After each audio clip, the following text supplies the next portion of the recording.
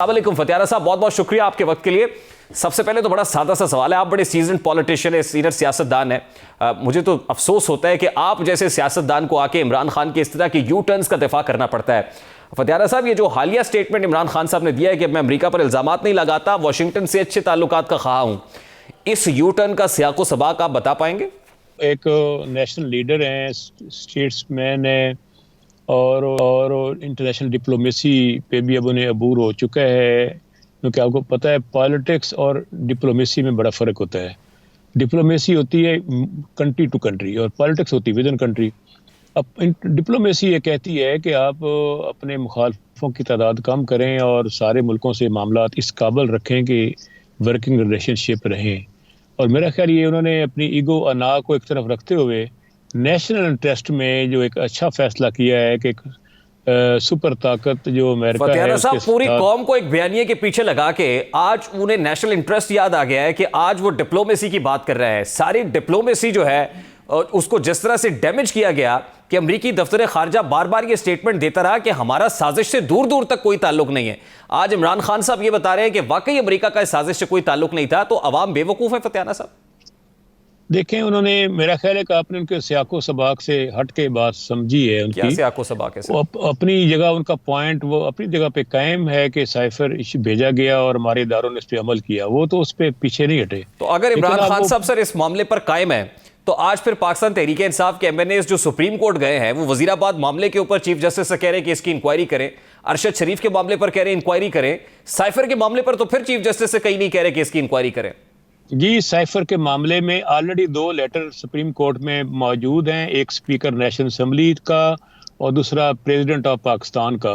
वो 2 लेटर्स तो मौजूद हैं। पार्लियामेंट की जब नुमाइंदगी करते हुए असद कैसर साहब जब स्पीकर थे, लेकिन आज पाकिस्तान तहरीक इंसाफ के एमएनएस गए हैं सर, ये बड़ा इंपॉर्टेंट और क्रिटिकल इशू है। इमरान खान साहब खुद कह रहे हैं कि साइफर से मामला आगे, अब मैं साइफर की बात ही नहीं करता, मैं तो अमेरिका से अच्छे ताल्लुकात चाहता हूं। अगर वाकई वो इस स्टैंड के ऊपर प्रिंसिपल पोजीशन लिए होते तो आज चीफ जस्टिस ऑफ पाकिस्तान से फॉर्मली रिक्वेस्ट करते पाकिस्तान तहरीक इंसाफ के एमएनएस। देखिए, वो बहुत लंबा एजेंडा हम नहीं रखना चाहते थे, हम अपनी कंसंट्रेशन 3 इश्यूज पे फोकस करना चाहते थे। बहुत बड़ा पंडोरा बॉक्स हम नहीं खोलना चाहते थे, क्योंकि ऑलरेडी वो मामला सुप्रीम कोर्ट के पास मौजूद है। तो आज आप कह रहे हैं कि बहुत बड़ा पिंडोरा बॉक्स नहीं खोलना चाहते, इतना बड़ा पिंडोरा बॉक्स जिसके ऊपर आपने अपने आउस्टर के बाद सारी की सारी सियासत का दारोमदार रखा, आज आप उसको कह रहे हैं इतना बड़ा पिंडोरा बॉक्स नहीं खोलना चाहते थे। वो अपनी इतना बड़ा पिंडोरा बॉक्स खोल के आपने डैमेज कर दिया सर खारजा पॉलिसी को। जी, ऐसी बात नहीं है। वो अपनी जगह पे हमारा वो मौक़िफ़ पहले से मौजूद है, हमने कोई इस पे यू टर्न नहीं लिया, कोई मौक़िफ़ चेंज नहीं किया। वो अपनी जगह पे मौजूद है कि साइफर आया था और उस पर इदारों ने अमल किया, और वो इस सिलसिले में मैंने पहले अर्ज़ की सदर ममलकत का ख़त और उसके बाद जो रियासत के सरबराह हैं और पार्लियामेंट के सरबराह थे असद कैसर साहब स्पीकर, उनके ख़त मौजूद हैं सुप्रीम कोर्ट में।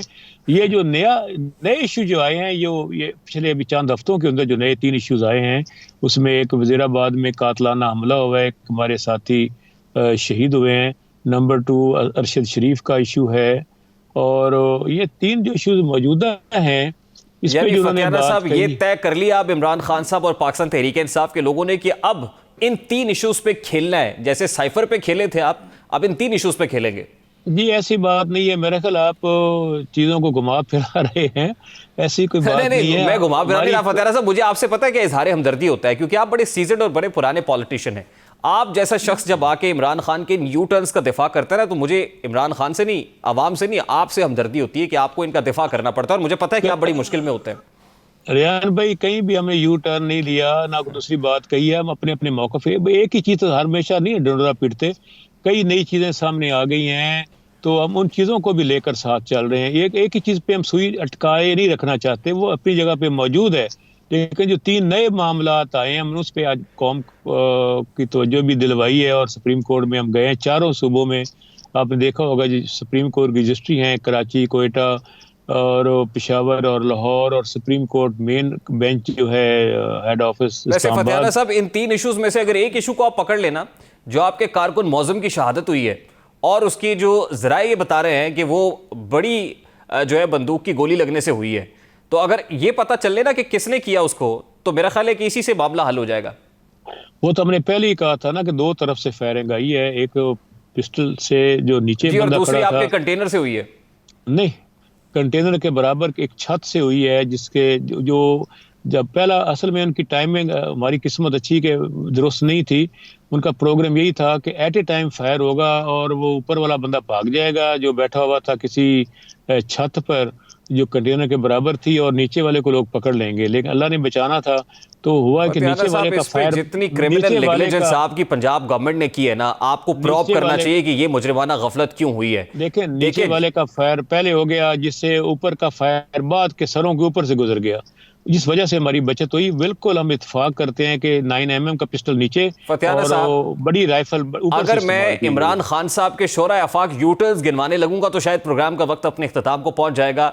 आप 35 पंक्चर्स वाला मामला देख लें कि जिस वक्त वो सियासत में बिकना नहीं, था, देखिए जिस वक्त अब उसको वो बेस्ट सेलिंग था, इमरान खान साहब ने खूब बेचा। उसके बाद खुद ही कहा कि वो तो देखें जो वो सियासी स्टेटमेंट था।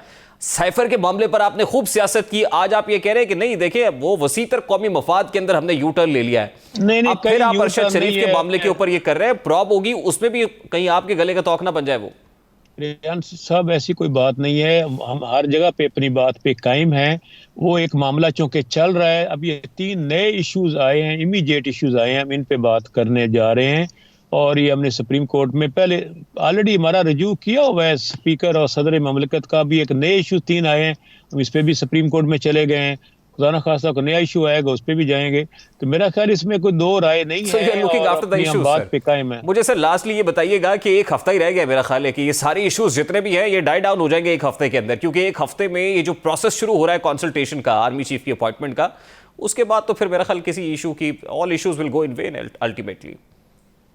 ऑब्वियसली हम तो कह रहे हैं कि मेरिट पे आर्मी चीफ को लगाएं, हमें कोई इतराज नहीं है। हमने कब कहा है कि हमें पूछ कर लगाएं?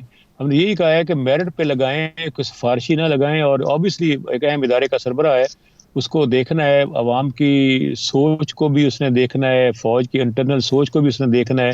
और कब किसी ने आर्मी चीफ लगाया हो तो उसने उसका पहरा दिया है। ज़ियाउल हक से लेकर जना मुशर्रफ तक, जना बाजवा साहब तक, सबका आपको इल्म है। आर्मी चीफ लगाने से कोई वो मैंडेट तो उनका हुकूमत के माफिया नहीं पास है और बने। हुकूमत नहीं लगाना है। ये लगा ले, हमने कब कहा है, लेकिन वो कैबिनेट में फैसला कर लें ना, कैबिनेट की कंसल्टेशन कर लें आप। अब वो आपके सामने बहुत सारी चीजें अभी और सामने आएंगी जो हमारे इल्म में है, हम आज बताना नहीं चाहते, सारे कार्ड शो नहीं करना चाहते, लेकिन वक्त के साथ साथ अब नहीं, कुछ तो बताएं आपके इल्म में क्या है सर, लास्टली बता दें आपके इल्म में क्या है, ताकि व्यूअर्स भी एनलाइटन हो कि आप क्या सोच रहे हैं। अब इस वक्त कोई चीज़ें कुछ ऐसी हैं जो वक्त आने पे हम बताएंगे। इस वक्त तो हालात के मुताबिक हम चल रहे हैं, तो उल्टी गिनती शुरू हो चुकी है, हर चीज़ की उल्टी गिनती शुरू हो चुकी है, हर रोज़ एक दिन कम होता जा रहा है, और इलेक्शन भी बिल्कुल सर के करीब आए पड़े। इंशाल्लाह देखेंगे। अब ये जो चीजें आपके हाथ लगी है, इसलिए इतना बता दें कि इस मामले को लेके भी आपको ये भी एक इशू है जिसपे पॉलिटिक्स होगी आने वाले चंद दिनों के अंदर। मैंने अर्ज किया ना, दिसंबर में हम देख रहे हैं कि मुझे असम्बलियाँ टूटती नजर आ रही हैं, और दिसंबर के एंड तक मैक्सिमम ये शायद असम्बलियाँ चलें, और मार्च में इलेक्शन हो जाएगा। और बिल्कुल अदरवाइज ये किन असम्बलीज की बात कर रहे हैं आप, पंजाब और केपी असम्बली की बात कर रहे हैं?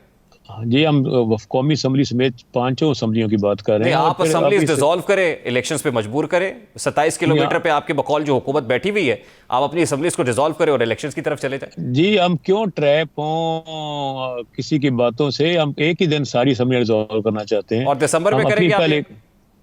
नहीं, हम दिसंबर में वफाकी हमारे साथ बैठ जाए ना, वो मुल्क का बुरान खत्म ही तब होगा जब सियासी बुरान खत्म होगा, तभी माशी बुरान खत्म होगा, तभी मुल्क की सालमियत को तहफ़्फ़ुज़ हासिल होगा, तभी अवाम का इत्मीनान हासिल होगा, तभी इदारों को भी मेरा ख्याल अवाम में उनकी। बहुत बहुत शुक्रिया।